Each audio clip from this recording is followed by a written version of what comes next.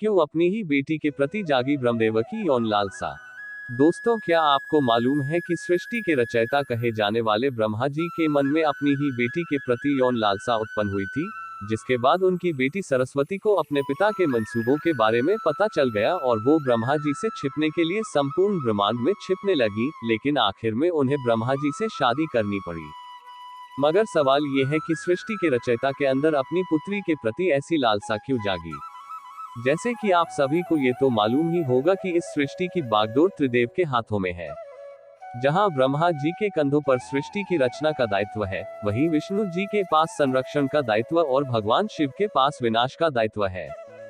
जब सृष्टि का विनाश होता है तो उसके बाद सृजन का चक्र दोबारा शुरू होता है। इस चक्र को शुरू करने के लिए ब्रह्मा जी ने अपने वीर्य से सरस्वती को जन्म दिया था।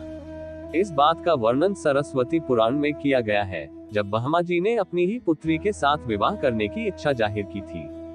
दरअसल सरस्वती माता की कोई मां नहीं थी, उन्हें ब्रह्मा जी ने केवल अपने वीर्य से जन्म दिया था। विद्या की देवी कही जाने वाली सरस्वती दिखने में बेहद खूबसूरत थी और आकर्षक भी।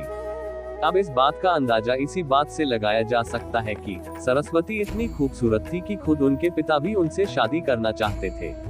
अपने पिता के मंसूबों को सरस्वती भांप चुकी थी, यही कारण था कि वो उनसे बचने के लिए चारों दिशाओं में छिपती रही और अंत में सरस्वती आकाश में जाकर छिपी, जहां से उन्हें ब्रह्मदेव के 5वें सिर ने ढूंढ निकाला।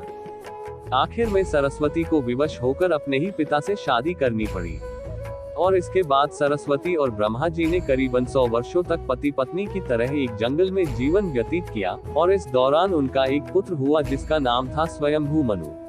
ऐसा कहा जाता है कि पृथ्वी में जन्म लेने वाला पहला इंसान मनु ही था और मनु ही सनातन धर्म, वेदों और संस्कृत भाषा का जनक था।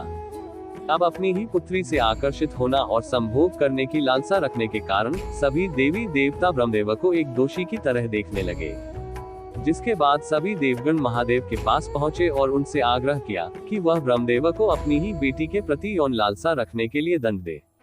ये वाक्य सुनकर शिव जी अत्यंत क्रोधित हुए और उन्होंने ब्रह्मदेव के 5वें सिर को उनके धड़ से अलग कर दिया। इस बात का जिक्र शिव पुराण में भी किया गया है कि ब्रह्मा जी के पहले 5 सिर हुआ करते थे, लेकिन 5वें सिर को शिव जी द्वारा उनके धड़ से अलग कर दिया गया था। भगवान शिव द्वारा ब्रह्मदेव का 5वां सिर ही इसलिए काटा गया क्योंकि 5वें सिर से ब्रह्मदेव ने अपनी ही पुत्री सरस्वती से संभोग करने के लिए कहा था, जिसके बाद क्रोधित होकर सरस्वती ने ब्रह्मा जी से कहा कि आपका ये मुख सदैव अपवित्र बातें करता है और यही वजह है कि आपकी सोच भी विपरीत हो जाती है। भगवान शिव द्वारा ब्रह्मदेव के 5वें सिर को काटने के पीछे एक और कहानी काफी प्रचलित है। इसके मुताबिक एक बार भगवान शिव पार्वती माता को ढूंढते हुए ब्रह्मा जी के पास पहुंचे।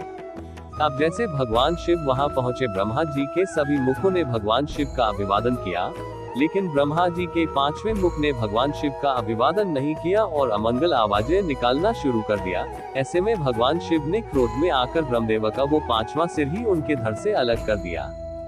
दोस्तों, अगर वीडियो पसंद आई हो तो इसे लाइक और शेयर जरूर कीजिएगा। अगर आपने हमारे चैनल मोटिवेशन वेदिया को सब्सक्राइब नहीं किया तो जरूर करिए और इस वीडियो को अंत तक देखने के लिए आपका बहुत बहुत धन्यवाद।